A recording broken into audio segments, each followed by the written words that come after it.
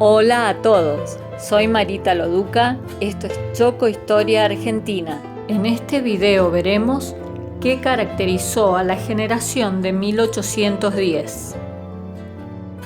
Antes de seguir, no olvides dar like, suscribirte y activar la campana de notificaciones para que YouTube te avise cada vez que suba un video. ¿Comenzamos? Antes de mencionar las características más importantes de esta generación, recordemos que previo a 1810 ya se venían gestando algunos años antes las ideas filosóficas que van a ser las protagonistas en este momento de la historia de nuestra nación. También tengamos en cuenta que los hombres de la generación de 1810, también llamados los hombres de Mayo, no pensaban todos de la misma manera. No todos tenían la misma visión del mundo, ni todos pensaban, filosóficamente hablando, del mismo modo. Por lo tanto, cuando describamos a esta generación, recordemos las siguientes características. En primer lugar, es una generación decisiva. Parte de un movimiento revolucionario que es coyuntural, es decir, un movimiento que va a marcar un antes y un después en la historia de nuestro país y por lo tanto la generación que está representando a este movimiento es decisiva porque estos hombres cambian el rumbo de los valores de la historia. Los hombres de esta generación van a ser los que han nacido entre 1780 y 1790 aproximadamente, o sea, antes de pisar el siglo XIX. Y comenzarán a actuar, sin embargo, alrededor de los 30 años de edad. Entonces, si sacamos la cuenta, justamente comienzan a accionar, a actuar durante la Revolución de Mayo. Junto a ellos, sin embargo, actúan otros hombres que pertenecen a una generación anterior y que estaban en ese momento en plena gestión de la vida política, social, militar, educativa de los últimos años del periodo preindependentista. Todavía vivían hombres que, si bien no pertenecían a la generación de 1810, en ese momento estaban en plena acción, en plena praxis política, es decir, hombres que durante la Revolución de Mayo van a estar ejerciendo la vida política. Entre ellos podríamos mencionar a Cornelio Saavedra, que será uno de los militares, jefe del regimiento de patricios, y luego va a ser el presidente de la primera Junta de Gobierno Patrio, el de Anfunes, un sacerdote secular que tenemos que tener presente en su actuación en la Universidad de Córdoba. Él también va a pertenecer a una generación anterior a la de 1810. Manuel Belgrano también es anterior a la generación de 1810, ya que él había nacido antes de 1780 y en este momento está en plena gestión. Lo vimos actuando como secretario del consulado a fines del siglo XVIII, como funcionario de la corona de España, creando escuelas de náutica y de dibujo, ¿recuerdan? Y lo vamos a ver integrando también la primera Junta de Gobierno, además de otras actuaciones en el área militar. Cuando describamos a esta generación, tengamos en cuenta que está comprendida por dos grandes núcleos, uno el tradicionalista y otro el iluminista. En el núcleo tradicionalista podemos encontrar a aquellos hombres que creían, como su nombre lo dice, en la importancia de la tradición, las tradiciones que venían trayendo y arrastrando de años y siglos desde los españoles que habían conquistado estas tierras a los hijos y descendientes de españoles que habían nacido aquí y que se llamaban criollos. Estos tradicionalistas buscaban prolongar el pensamiento tradicional de la época preindependentista, es decir, de antes de la independencia de Argentina. Y este pensamiento tradicional que van a sostener representa las fuerzas de una necesidad histórica. Fíjense allí, si uno puede interpretar esto que nos dice el profesor Pro.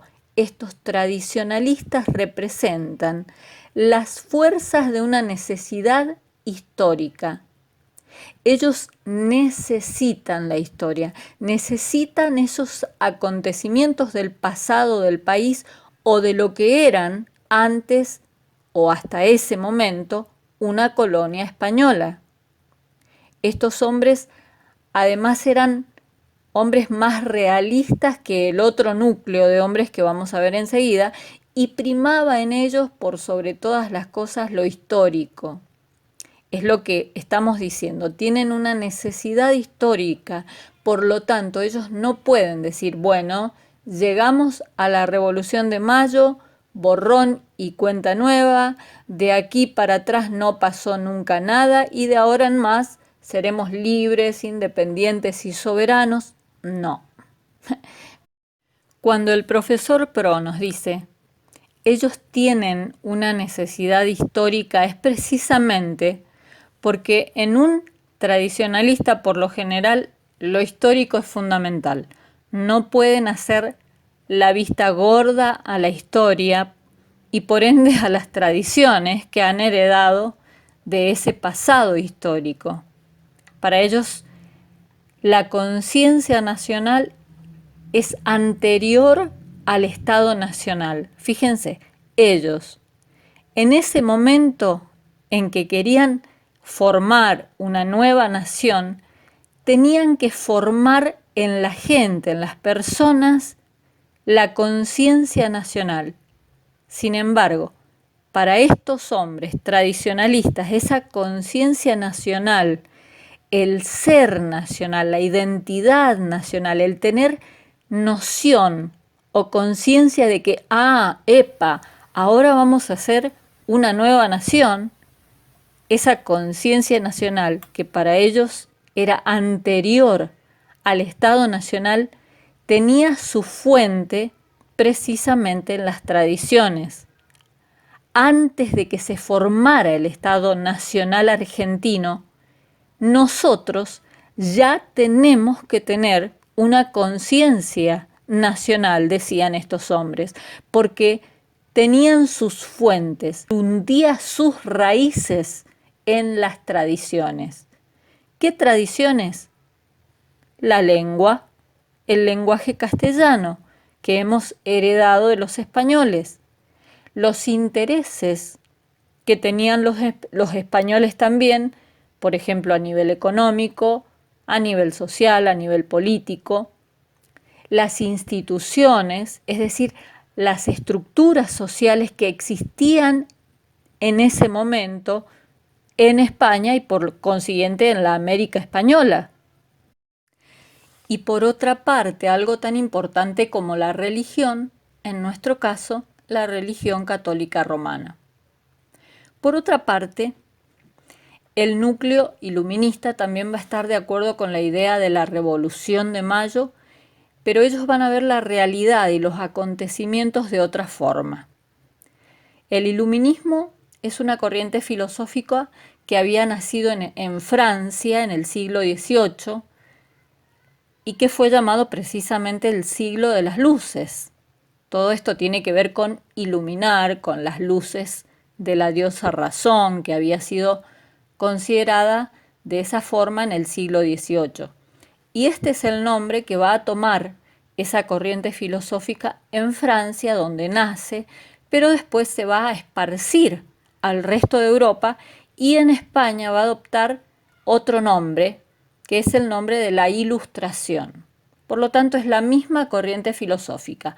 Los iluministas, los ilustrados, los hombres de la Ilustración. Y esas ideas van a venir, van a llegar un poco más tardíamente al Río de la Plata y a todas las colonias españolas de América. O sea, no creamos que esto sucede solamente en Buenos Aires. También va a suceder en todos los diferentes lugares de las colonias de España donde van llegando estas ideas. Los iluministas querían lograr la formación de la conciencia nacional a partir de la formación del Estado. Es decir, exactamente al revés de lo que creían los tradicionalistas. Recordemos, para los tradicionalistas, la conciencia nacional es anterior al Estado nacional. ¿Y cómo tenemos esa conciencia nacional? Bueno, en base a las tradiciones. En cambio, para los iluministas, ellos dicen no, es al revés. Nosotros vamos a lograr nuestra conciencia como nación de que somos una nación nueva a partir del momento en que formemos el Estado Nacional. La nacionalidad nueva para los iluministas no va a tener nada que ver ni que deberle al pasado. ¿Se dan cuenta la diferencia? Mientras los tradicionalistas querían enterrar las raíces de la conciencia nacional a través de la tradición del pasado histórico, los iluministas querían hacer borrón y cuenta nueva. Nosotros, la nueva nacionalidad, lo que vamos a formar a partir de ahora no tiene nada que ver ni que deberle al pasado. De allí el deseo de los hombres políticos de Mayo de cortar todos los lazos que los unían con España. Ellos miran al futuro a partir de la Revolución de Mayo. Del 25 de mayo de 1810 van a mirar hacia el futuro y van a exaltar la libertad fundamentalmente y tratan de formar esa conciencia nacional mediante una fuerte voluntad política y cortando definitivamente con la tradición. Algunos hombres de Mayo: Mariano Moreno, Vicente López y Planes, el creador de la letra del himno nacional argentino, Bernardo Monteagudo, Bartolomé Hidalgo. Pensamiento y acción. Bueno, en cuanto a esto podríamos mencionar las memorias de Belgrano, escritas cuando él fue secretario del consulado antes de la época de la independencia, y por supuesto la acción de Belgrano a través de la creación de las escuelas de dibujo y de náutica en el consulado. La memoria de Saavedra, el deán Funes, la obra reformadora que él realiza en la Universidad de Córdoba a las carreras, cómo irá introduciendo algunas ciencias experimentales o algunas materias que tienen que ver con las ciencias experimentales, como son las matemáticas. El deán Funes era tradicionalista, al igual que Cornelio Saavedra, y entre los iluministas, los que habían heredado, habían forjado este pensamiento iluminista en el Río de la Plata, uno de ellos inconfundiblemente es Manuel Belgrano. Belgrano también era un hombre más atemperado, más templado. Se inició la penetración iluminista con él. Belgrano es quien introdujo las ideas del iluminismo en el Río de la Plata. Otro señor del iluminismo es el que mencionamos antes, Bernardo de Monteagudo, que era un poco más exaltado, más intransigente, podríamos decir, más fanático, más intolerante. Y por último, otro iluminista muy conocido era Mariano Moreno, que vivió muy pocos años porque lo mataron. Al menos eso es lo que dicen algunas crónicas, de que murió muy joven en un viaje que hizo a Europa donde lo envenenaron. Mariano Moreno era activista, agitador, es decir, no era un hombre moderado como Belgrano.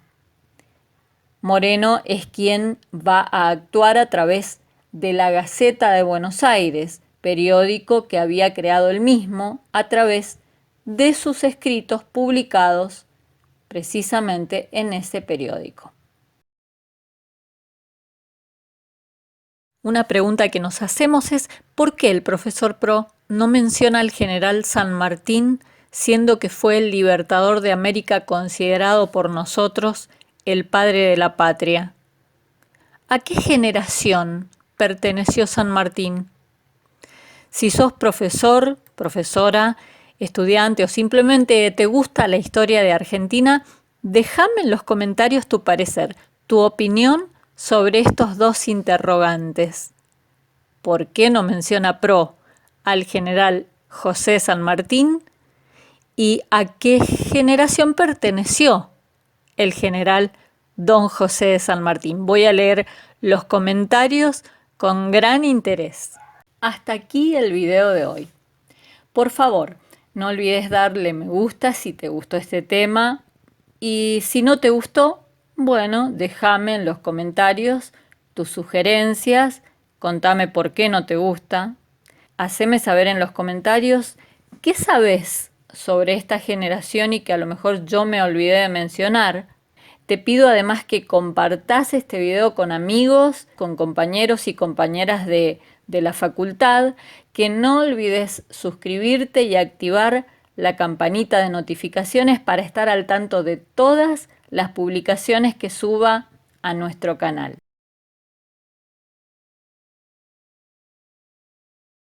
Chocolindos y chocolindas. Nos vemos en el siguiente video y no olvides que la historia argentina, así como la chocotorta, es la más rica, la más fácil y la mejor del mundo.